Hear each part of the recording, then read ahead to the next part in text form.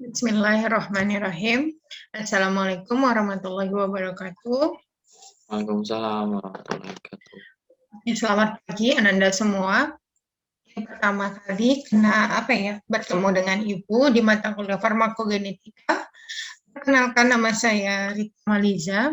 Saya dosen prodi biologi Fakultas Sains dan Terapan Universitas Ahmad Dahlan. Di sini saya diberi kesempatan untuk nge-tim bareng Prof. Diah dan Ibu Dania dalam mata kuliah farmakogenetika. Jadi di sini ada tentang farmasi dan juga keilmuan tentang genetika digabung. Nah, di sini kita belajar tentang teknik analisis biologi molekuler.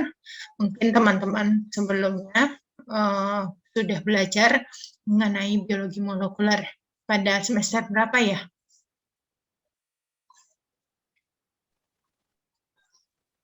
Dua kalau nggak salah, Bu. Semester 2, Mas Hafiz. Ini ada Mbak Ade, ada Mbak Suryati. Semuanya ada 5 orang. Mungkin nanti bergabung teman yang 2 orang lagi ya. Oke. Kita mulai saja perkuliahannya.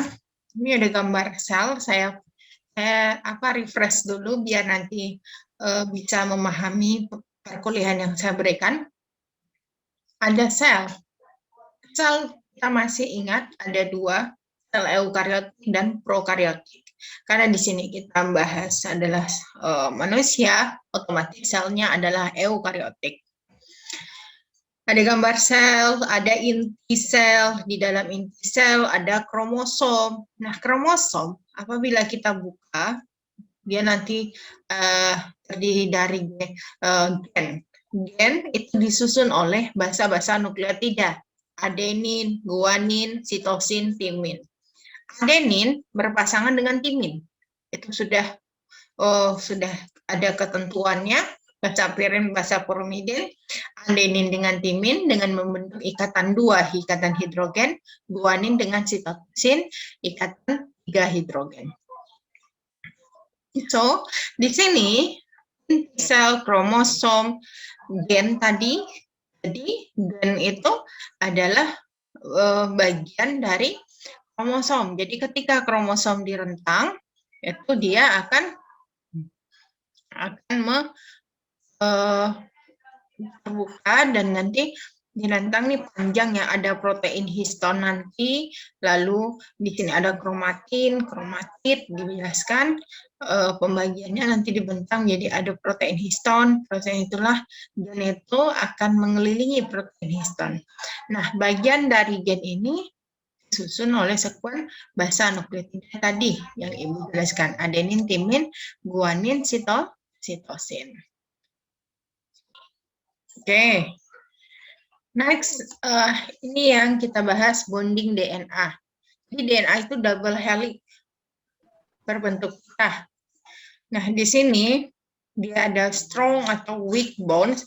How do the bond fit the mechanism for copying DNA? Nah, ini yang saya bilang adanya ikatan hidrogen antara basa adenin dengan timin. Ini ada ikatan fosfodiester. Ini adalah gugus fosfat. Jadi, di sini harus dipahami, ini adalah satu basa nukleotida timin. Ini adalah satu basa nukleotida adenin. Nah, ini guanin.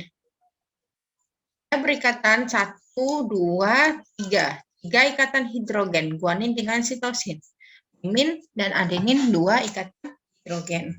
Lalu, antara basa deoksiribosanya ini akan berikatan dengan deoksiribosa basa nukleotida berikutnya membentuk ikatan fosfodiester. Kovalen fosfodiester. Adanya gugus fosfat. Oke. Lanjut.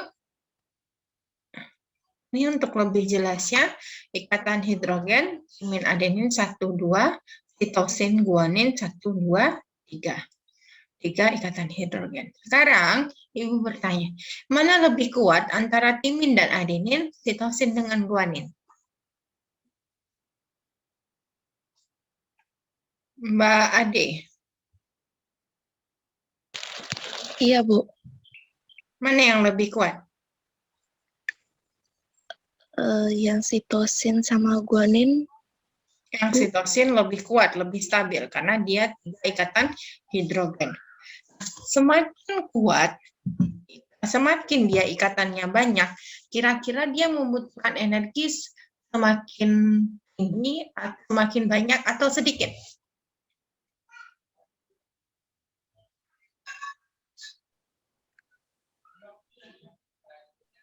Semakin banyak harusnya, Bu. Yes, berarti semakin banyak. Jadi, logikanya misalnya seperti ini, ada urutan basa DNA, G, E, C, E, E, A. Otomatis di sini lawannya tadi apa? Guanin ikatan dengan sitosin ya. Ingat ya. Ya. Sitosin, di sini G, G, A, A, T. E. Sekarang ada bahasa gen lagi. Ini urutan gen. E, E, E, A. Ini saya pakai mouse. E, A, G, A, E.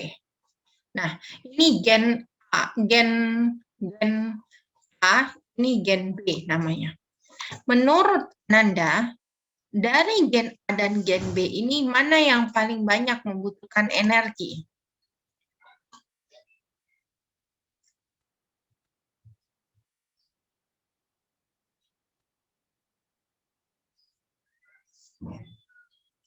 Silakan jawab, nggak apa-apa salah. Yang A mungkin, Bu. Yang A. Alasannya, kenapa pilih yang A? Karena lebih banyak ikatannya. B. Ikatan apa? Ikatan antara apa itu? Proteinnya. Jadi ada Basa nukleotida. ya. Guanin dengan sitosin. Karena di sini ada 3, 2, 2. Energi yang dibutuhkan ketika, jadi kebayang ya, gen DNA, dia double helix, lalu dia berikatan seperti ini. Energi yang dibutuhkan ketika dia memutuskan rantai ikatan hidrogen ini. Nah, ini lebih banyak yang ini, yang A, dibanding dengan yang B. Semakin banyak energi yang dibutuhkan, suhu semakin tinggi di sini pada proses memutuskan rantai ikatan hidrogen ini. Namanya denaturasi. Oke. Dilakukan dengan cara pemanasan. Denaturasi. Nah, di sini diputus. Di sini juga diputus sehingga dia nanti single helix namanya. Ini namanya double helix. Nanti kalau dia sudah putus ini namanya single helix. Pasti sudah belajar kalau biologi molekuler itu prinsip konsep dasarnya replikasi, transkripsi, translasi. Semoga masih ingat. Oke. Nah, ini yang tadi saya bilang di sini adenin, guanin, sitosin. Ini rantai tunggalnya. Nah, ini yang namanya RNA. Harus paham, RNA itu dia double helix. Nah, ini yang ikatannya yang akan diputus. Kalau RNA, dia single helix. Berbedanya apa, Bu, dengan DNA dengan RNA? Sudah pasti ini double helix, ini single helix. Lalu, di RNA, gula ribosanya berbeda. Kalau DNA deoksiribosa, kalau ini ribosa. Gugus OH-nya. Kalau di DNA, gugus OH-nya di mana letaknya, posisinya, dan RNA ada atau ada. Nah, nanti di sini yang perlu diperhatikan basa nukleotida. Di RNA itu ada adenin, sitosin, guanin, urasil. Nah, apa yang tidak ada di sini? DNA, di RNA. Basa apa? Basa timin, Bu. Basa timin. Jadi ketika ini diputus terus mengalami yang namanya transkripsi, ditranslate dia ini, adenin akan berubah menjadi urasil. Paham ya? Kan harusnya adenin lawannya timin. Tetapi ketika dia dirubah menjadi RNA, lawannya menjadi urasil. Sitosin jadi guanin. Guanin menjadi sitosin. Timin menjadi adenin. Jadi kalau ada kita menulis RNA, ada timinnya, itu udah salah. Oke? Yang adanya urasil. Bisa dipahami? Bisa, Bu. Bisa. Oke. Nah, sekarang kita belajar sedikit maju. Tadi konsep-konsep dasar Ibu refresh lagi untuk mengingat single nucleotide polymorphism. Itu adalah satu mutasi nukleotida, bahasa nukleotida. Tadi kita bahas nukleus inti, ada kromosom, lalu kromosom itu dibentang, dibuka, ada gen. Nah, gen itu tersusun dari basa-basa nukleotida. Nah, sekarang, semisal ini adalah gen penyandi enzim amilase. Nah, enzim amilase itu fungsinya apa?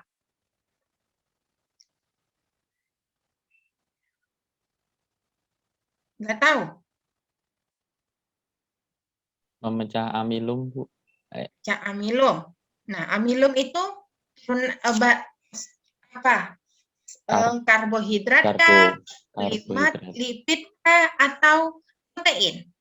Karbohidrat, Bu. Karbohidrat. Enzim amilase. Ketika kita makan nasi, lalu bekerjalah si enzim amilase memecah karbohidrat pada pati menjadi polisakarida, oligosakarida, itu tugasnya. Nanti akan ada proses-prosesnya lagi. Si amilase membantu proses tersebut, pemecahan molekul karbohidrat yang besar menjadi sederhana. Nah, sekarang ini gen penyandi untuk protein enzim amilase. Nah, sekarang ingat, gen itu merupakan penyandi protein. Paham ya? Hormon insulin, otomatis protein insulin di gennya, di genetiknya. Di kromosom berapa dia? Nah, sekarang normalnya dia itu ada adenin. Tetapi mengalami mutasi menjadi G, berubah menjadi G. Nah, ini yang namanya single nucleotide polymorphism, berubah menjadi T. A berubah menjadi G atau A berubah menjadi T. Otomatis ketika basa nukleotida ini berubah, itu namanya mutasi. Sudah belajar mutasi?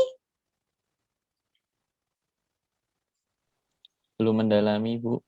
Belum mendalami tapi sudah belajar? Belum. Sama Bu Belum Dania juga. kemarin sudah belajar? Kemarin kalau sama Bu Dania baru membahas tentang manajemen sampel. Oh, nggih, berarti Ibu harus membahas mutasi sedikit di sini. Oke, untuk awal ini karena kita belajar polimorfisme mutasi, Ibu kasih tugas ya, teman-teman bikin belajar dari jurnal atau literatur yang membahas topik tentang mutasi. Mutasi itu apa? Polimorfisme itu apa? Monggo silakan dicatat mutasi titik, ada mutasi insersi, ada mutasi delesi, lalu apa itu silent mutation, apa itu deletion, apa itu insertion mutation. Nah, itu tolong dipelajari. Baik, nah sekarang setiap gen ini 3 basa nukleotida itu menjadi namanya kodon. Oke, itu menyandi 1 asam amino. Ingat, protein, masih ingat belajar biokimianya, protein itu disusun oleh asam amino. Paham ya? Nah, asam amino itu dikodekan oleh 3 basa nukleotida yang kita sebut kodon. Contohnya AUG. AUG itu menyandi untuk kodon untuk asam amino metionin. Paham ya? Agen ini ada AUG-nya, RNA-nya AUG, maka dia menjadi metionin. Saya basic lagi di sini. Ada DNA, double helix, jadi RNA ditranslate yang ada urasilnya tadi, lalu pergi ke ribosom. Ini inti sel, ini ribosom. RNA di sini proses splicing menuju ke ribosom, disintesis untuk ditranslate untuk menjadi protein. Nah, setiap 3 kode basa RNA ini akan menjadi satu kodon. Kodon itu untuk mengkode satu asam amino. Nah, sekarang, jika di sini ACG kode misalnya untuk asam amino, ini saya contohkan saja ya, ACG. Contoh untuk asam amino sistein misalnya. Ternyata berubah menjadi GCG. GCG itu kode untuk asam amino triptofan misalnya.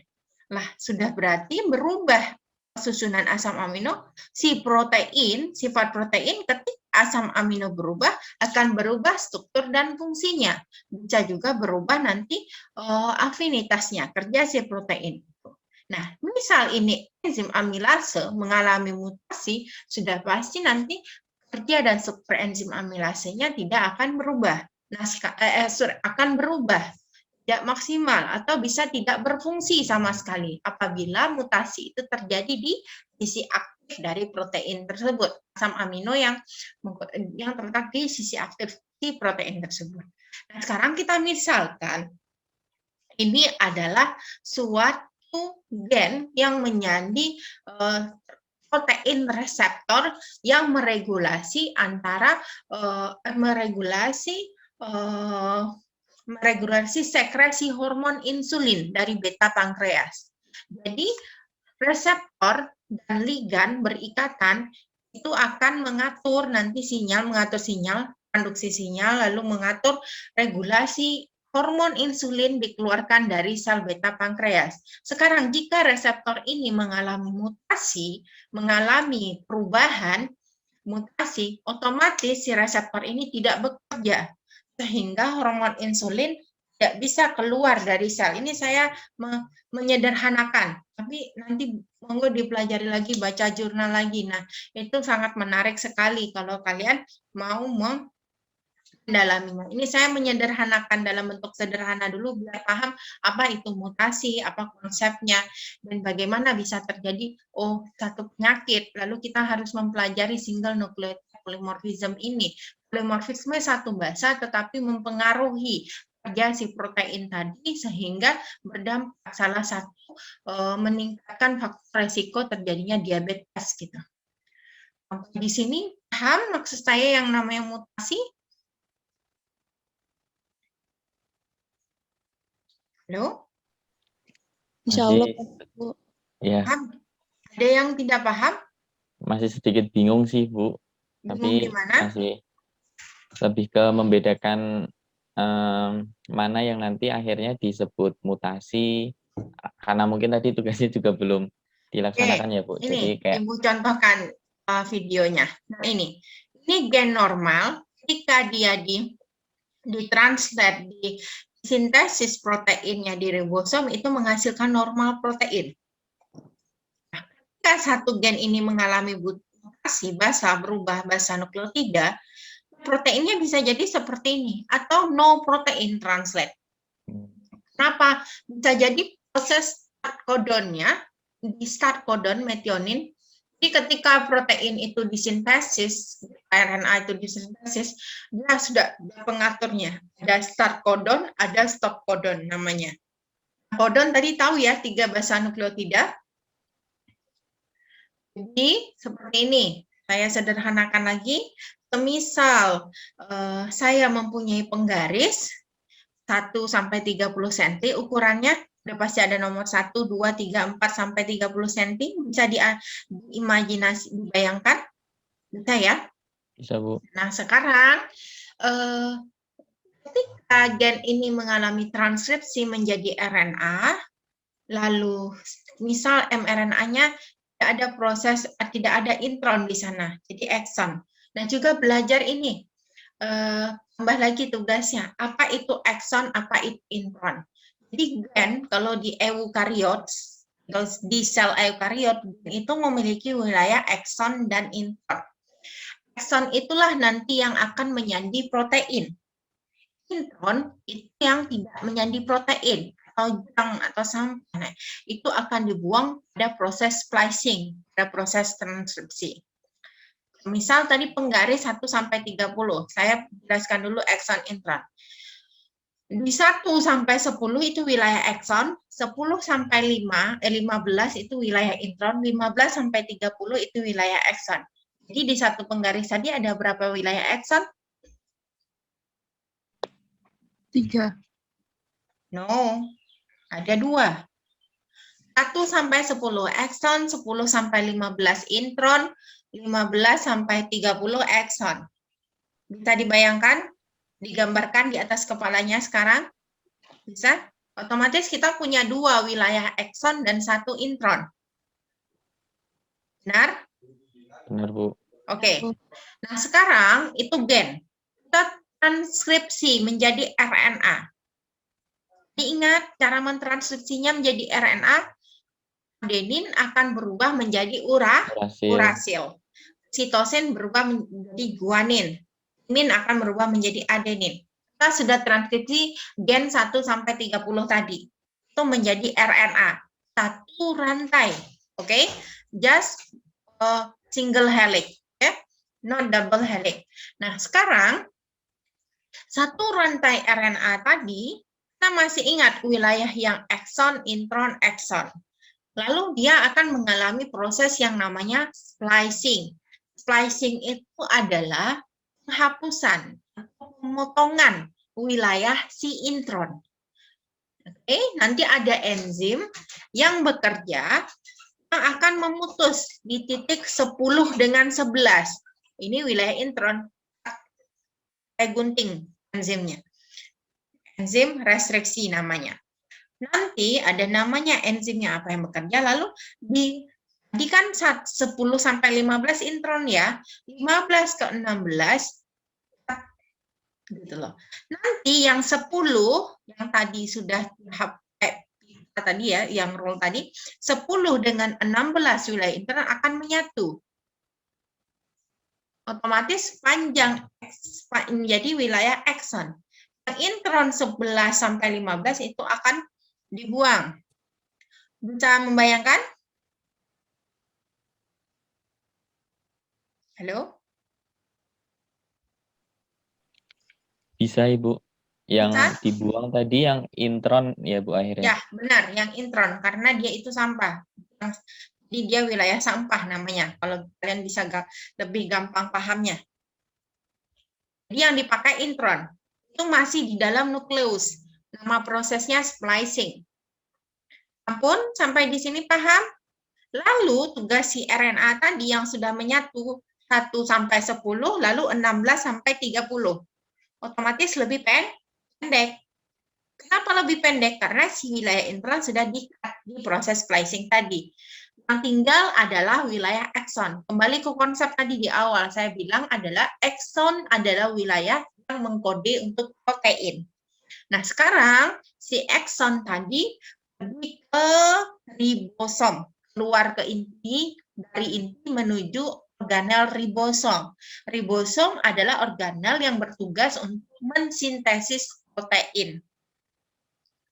Di ribosom, yang tadi panjangnya jadinya 25 ya, 25 cm ya, 1 sampai 10, 16 sampai 30.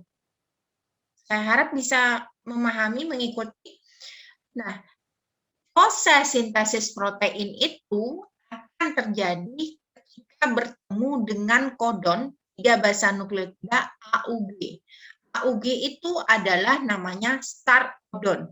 Kalau kita lari itu kan ada kode start ya. Lalu finish. Sampai nemu finish kita berhenti lari. Nah, kalau ditranslate ini, di sintesis protein ini, start codon, kalau dia menemu metonin, dia akan mensintesis asam aminonya. Lalu, kemudian stop codon akan berhenti. Paham sampai di sini? Halo? Paham, Bu. Paham. Oke. Jadi ketemu start codon metionin, lalu ketemu stop codon, dia akan berhenti. Ingat, Semisal 1 sampai 10, start codonnya dari 1, stop codonnya di yang ke-10. Berarti dia akan menghasilkan 3 basa, 1 asam amino, asam amino. Dibagi 3. Jadi nanti dapatnya berapa asam amino. Misalnya asam amino untuk 1 protein. Nanti saya contohkan virtualnya, bagaimana sintesis proteinnya. Kita ke sini dulu, ke video dulu.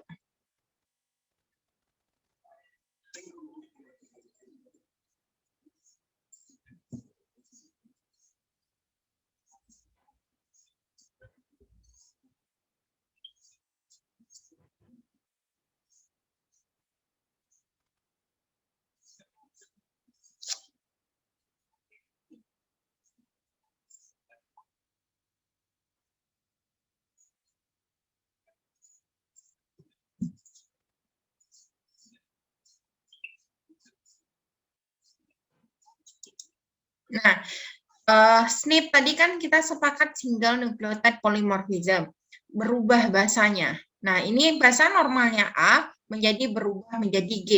Ini contoh pada penyakit Alzheimer.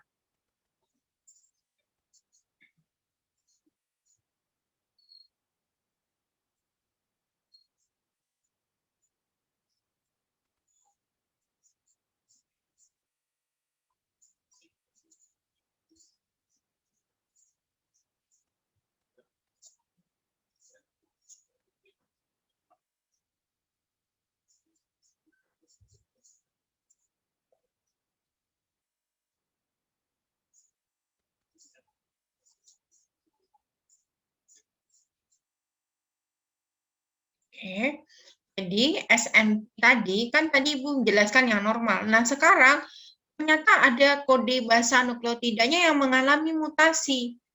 Contohnya yang kasus ini yang nggak ada proteinnya, nggak nemu-nemu start codonnya metioninnya karena mutasi di G-nya menjadi C. Jadinya kan AUC. Otomatis nggak ada start codon di sana, maka nggak terjadi sintesis protein. Karena si ribosom tidak mengenali kode AUG-nya gitu. Nah, kalau yang ini contohnya dia mengalami sintesis tetapi di pertengahan ada kodon yang berubah, basa nukleotidanya 1. Sehingga bentuknya tidak lagi bulat, tetapi menjadi seperti ini gitu. Proteinnya, struktur proteinnya berubah. Oke.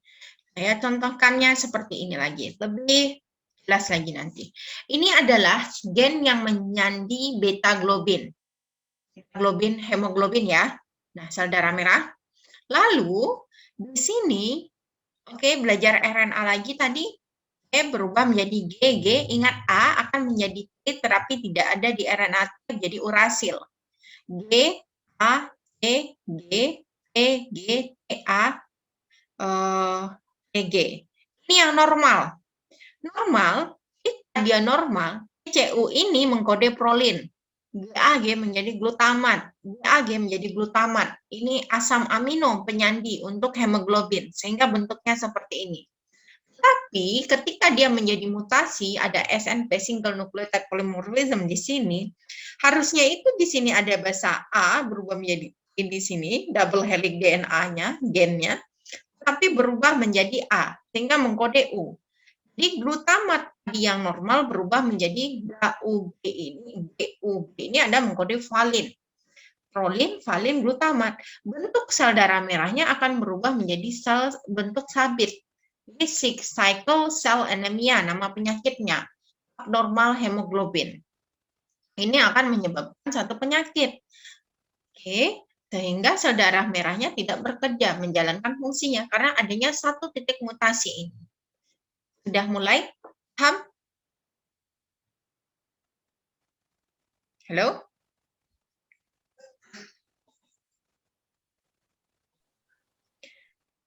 Bisa kedengaran suara Ibu?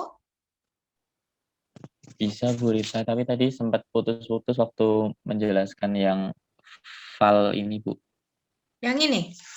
Yang fal, yang protein ini. Ya, valin. Itu. Valin. Nah, ini kan karena mutasi, jadi mutasi di sini, sehingga yang mutasi kan di sini nih T ya, normal T, lalu berubah menjadi adenin. Otomatis akan berubah RNA di sini. U kodenya di sini. Padahal normalnya harusnya A. Normalnya itu GAG. Ini kan 3 basa nukleotida, namanya 1 kodon. Ini menyandi asam amino glutamat.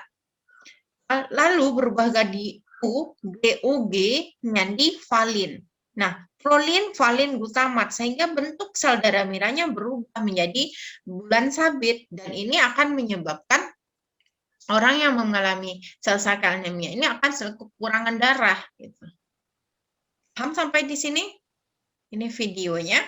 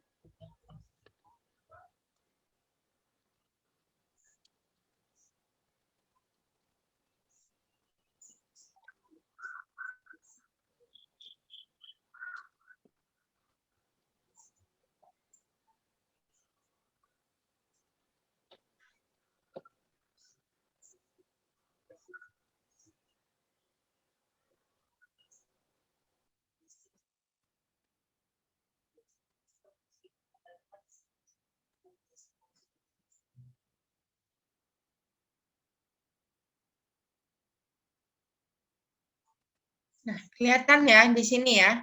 Jadi di videonya dijelaskan gimana kerjanya si sel.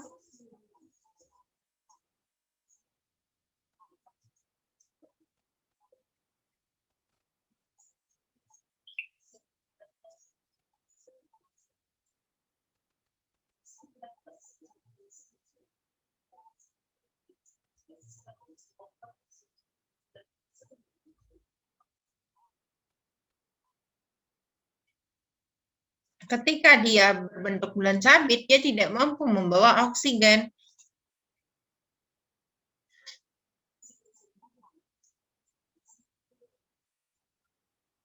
Nah, ini yang berubah nih. A berubah menjadi T.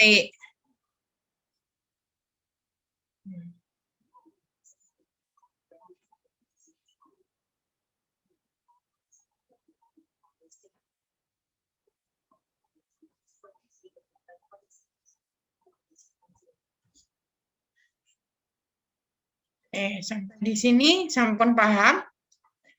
Bisa dimengerti? Mbak Ade, ini Ade Tia Muhammad, perempuan atau laki-laki? Perempuan, Bu. Oke, Mbak Ade. Ada Mas Dendi, Mbak Suryati. Sekarang saya mau lihatin yang ini. Bisa terlihat di share screen saya? Terlihat. Bu. Oke, terlihat. Show DNA. Ini adalah urutan basan DNA. Oke. Nah, ini proses transkripsi. Nah, ini dia membaca, lihat dari sini AUG, metionin, yang merah ini. Ini menjadi RNA nanti. Oke. Ini proses transkripsi namanya.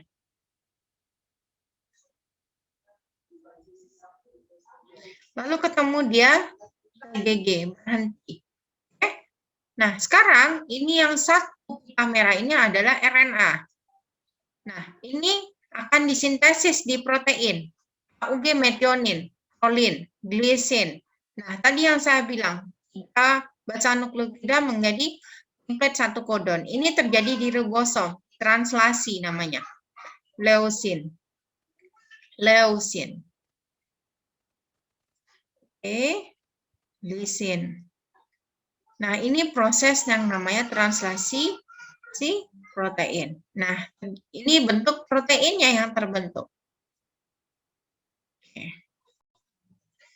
Baiklah, lanjut. Ini namanya Human Genome Project. Satu proyek besar yang mana diselesaikan pada tahun 2003. Proyek ini berjalan selama 13 tahun. Tujuannya adalah untuk mengidentifikasi 20 sampai 25.000 gen di human DNA. Semuanya ditranslate dan dilihat penjajaran sekuennya sehingga selesai pada tahun 2003.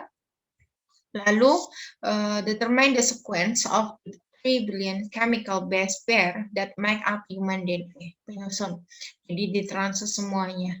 Sekitar 20 sampai 25.000 gen. Lalu semua informasi yang telah didapatkan lalu disimpan di database namanya. Database-nya bisa NCBI, bisa nanti database bioinformatika lainnya. Improve tools for data analysis. Jadi untuk meningkatkan tools untuk analisis data. Contohnya di sini hasil dari mapping ya, diterjemahkan dari kromosom 1 sampai kromosom 23. Nah, di sini tuh kelihatan kalau misalnya seseorang itu tadi mengalami sickle cell disease, penyakit tadi mutasi sel darah merahnya itu terletak ternyata di kromosom 11. Lalu posisinya di mana? Nah, ini kelihatan. Sehingga kita tahu nih, misalnya penyakit contohnya di sini familial polyposis of the colons. Nah, ini terjadi di kromosom 5, ada yang mutasi. Lanjut lagi, contohnya breast cancer. Breast cancer itu di kromosom 17, ada mutasi di kromosom 17 di lengan Q. Dengan nah, nanti bisa dilihat posisinya di mana. Down syndrome itu di kromosom 21. Banyak jenis penyakit yang diketahui hasil pemetaan ini, hasil pemetaan dari Human Genome Project. Lanjut.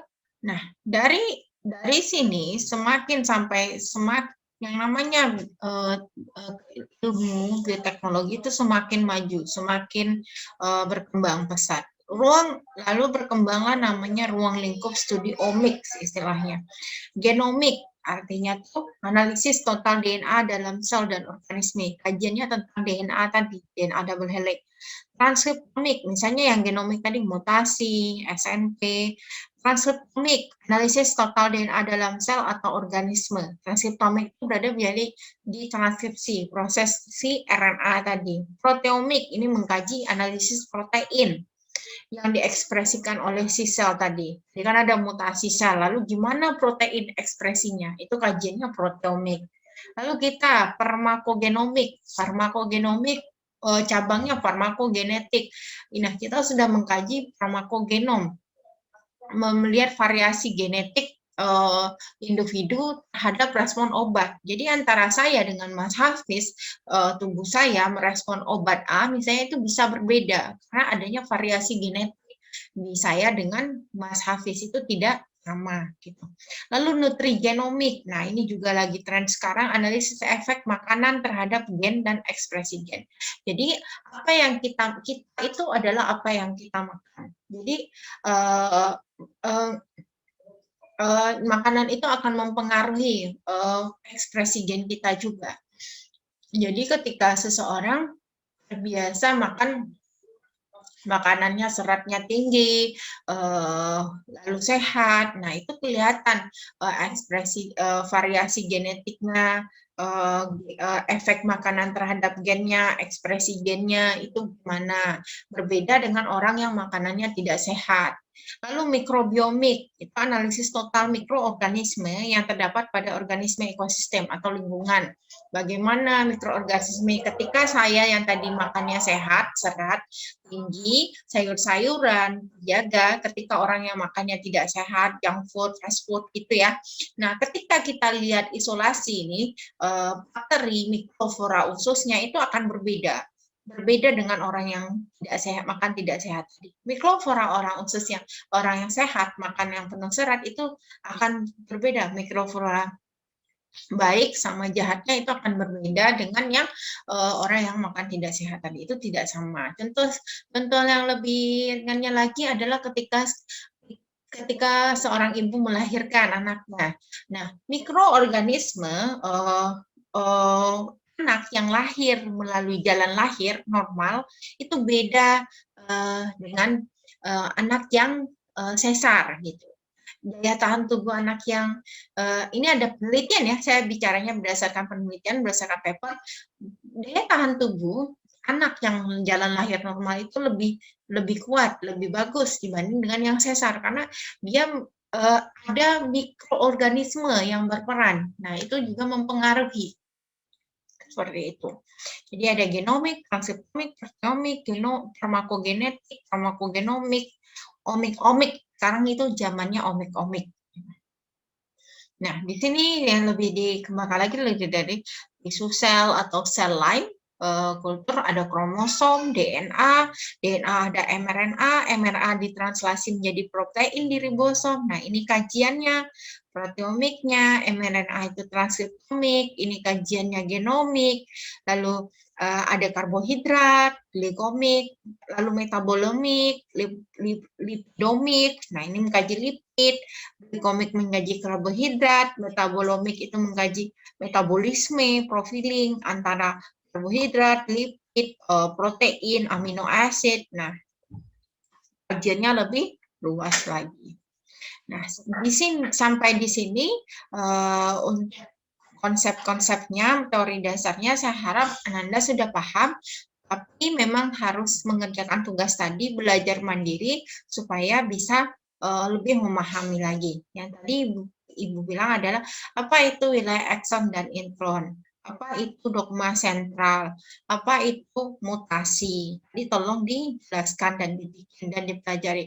Jadi belajarnya itu tidak mengcopy paste, tapi saya lebih senang mahasiswa membahas, membaca jurnal atau buku.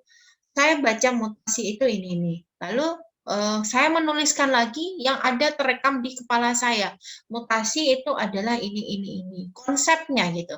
Jadi kayak membuat mapping belajar sendiri sehingga kalian terbiasa akan dengan seperti itu akan lebih memudahkan dalam memahami.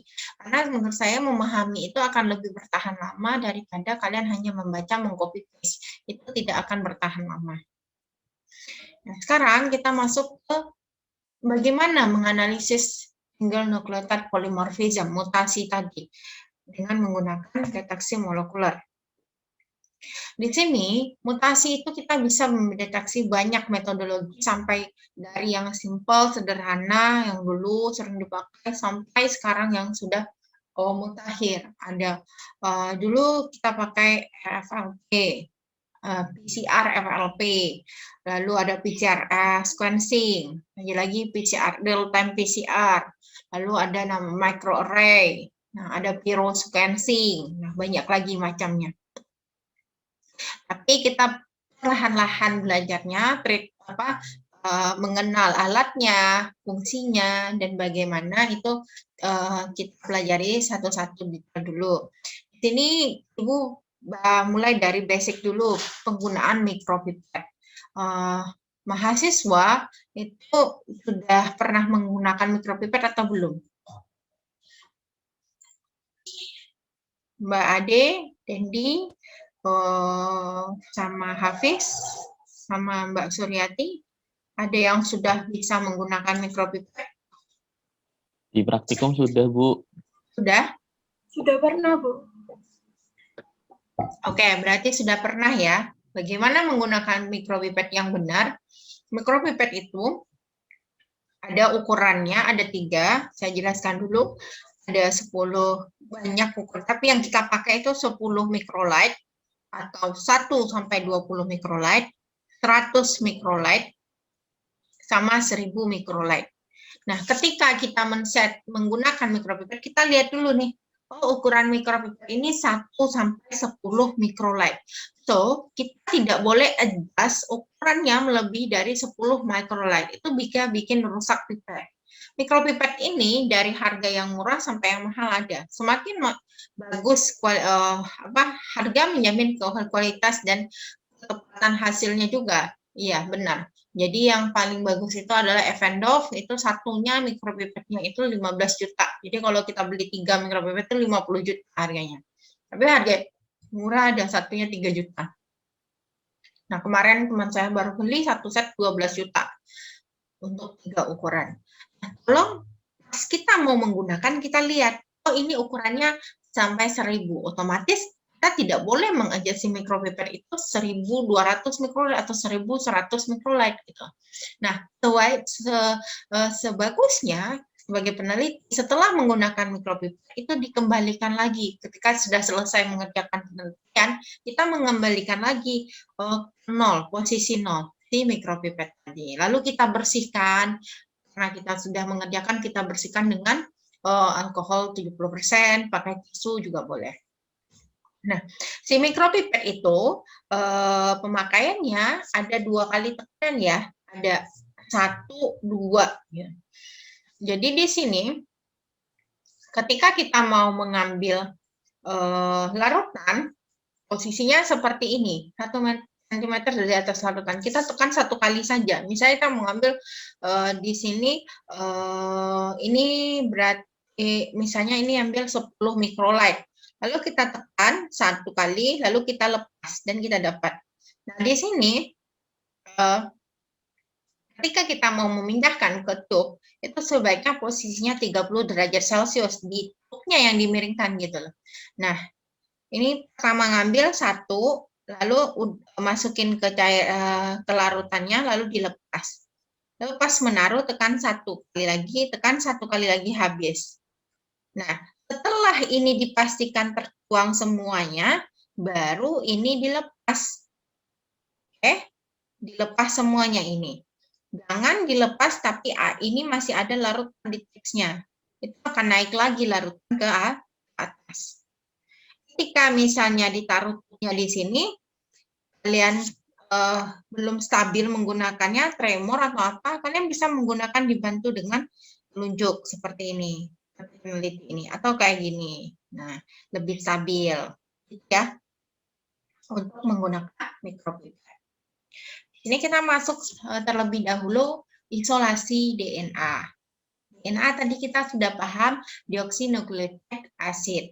Itu adalah materi genetik yang ada di inti sel, DNA nukleus, DNA mitokondria, DNA kloroplas kalau ada di tanaman gitu ya. Nah, jadi harus dipahami ada DNA plasmid misalnya. Nah, ini kita akan mengisolasi DNA. Ini contoh hasil dari isolasi DNA. Yang putih-putih ini adalah DNA-nya. Isolasi DNA extraction, DNA extraction istilahnya itu bisa dari sampel apa saja, misalnya di bidang kesehatan ya, karena farmasi bisa dari sampel whole blood atau blood spot atau jaringan yang sudah diblok parafin, atau sampel fresh, jaringan tisu fresh, misalnya kanker atau apa yang belum diblok parafin, yang belum masuk ke laboratorium patologi anatomi, itu diambil masukkan atau jaringan kaca preparat yang sudah diwarnai hematoksilin eosin, itu juga sudah bisa diambil, atau cairan misalnya di sini bisa juga dari sputum, lalu cell culture itu juga bisa.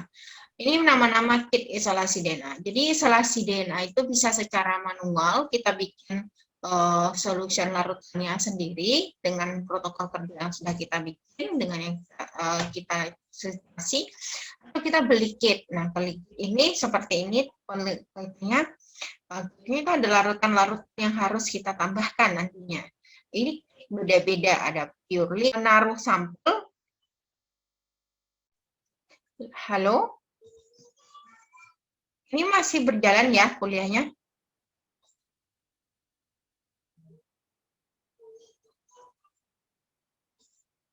Halo?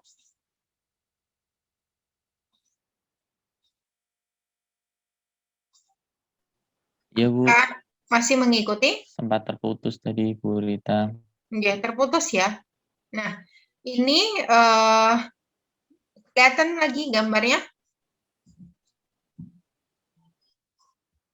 Halo? Maaf, Kelihatan? Bu Rita, terlihat tapi putus-putus suaranya. Oke, kalau sekarang gimana?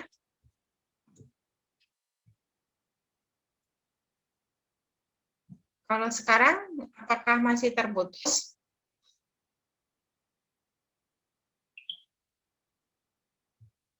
Halo?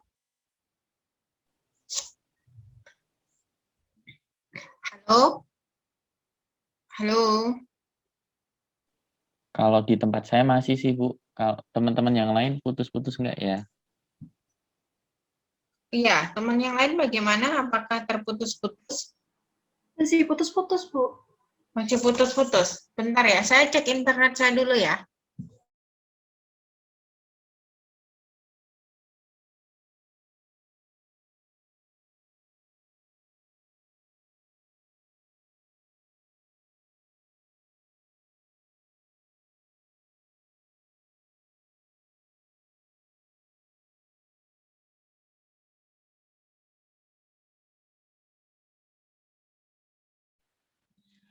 Masih putus-putus, Bu. Putus-putus, Bu.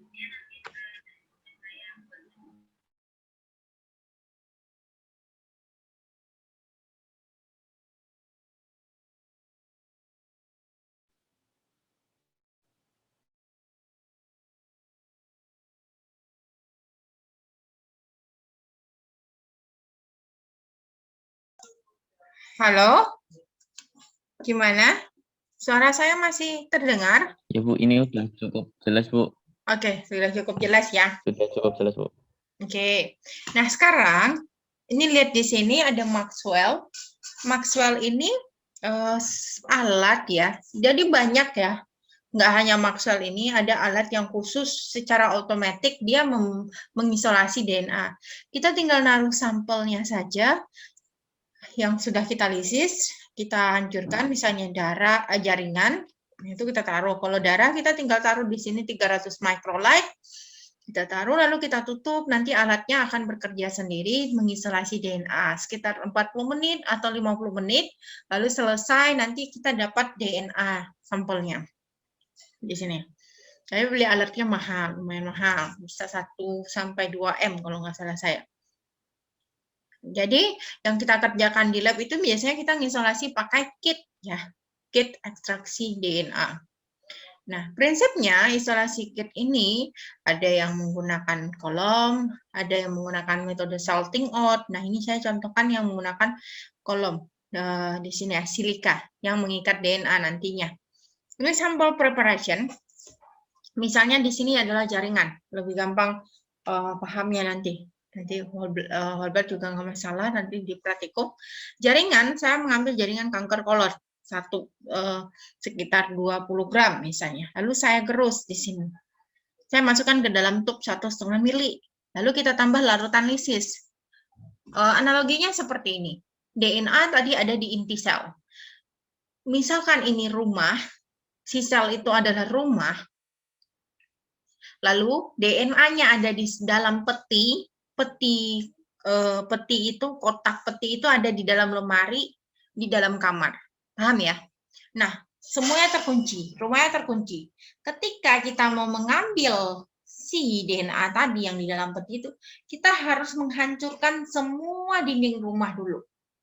Agar hancur semua dan kita bisa masuk ke rumahnya. Begitu juga prinsipnya dengan ekstraksi DNA.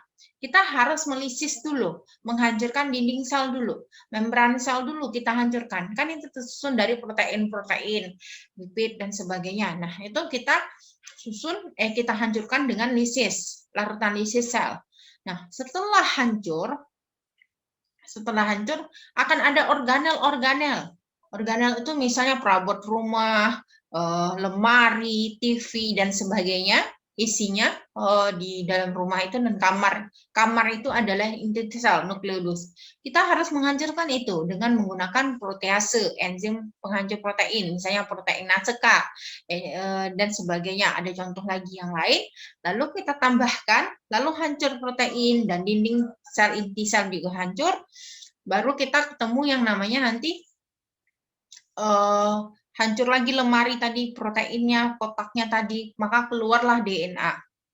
Oke, sekarang prinsip lagi, ada protein yang hancur, ada materi genetik DNA, ada RNA, so pasti ada RNA. Kita tambahkan yang namanya enzim RNase. RNase itu fungsinya mendegradasi RNA.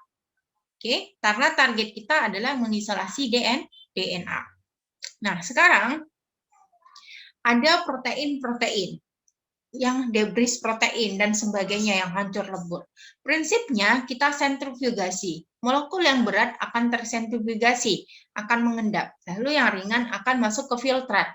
Sehingga di sini namanya protein removal.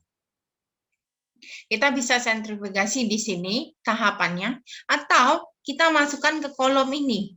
Ini bisa tahapan berikutnya sentrifugasi, nanti proteinnya terbuang, sempurnatannya kita ambil, lalu kita tambahkan etanol, alkohol, ya etanol 96% untuk mempresipitasi, mengendapkan si DNA target. Atau pakai metode yang seperti ini. Kita masukkan ke kolom, di sini ada silika di sini, kayak saringan santan, tapi isinya silika. Oke, paham ya? Jadi saya nyontohin itu biar mahasiswa paham. Nah, nanti di silika itu, SiOH itu akan membinding, mengikatkan dengan DNA. Jadi, yang tidak DNA lolos ke bawah ketika disentrifugasi. Sehingga yang keluar di sini, yang turun ke bawah itu protein dan debris-debris serta RNase. Tapi DNA berikatan dengan silika. Oke.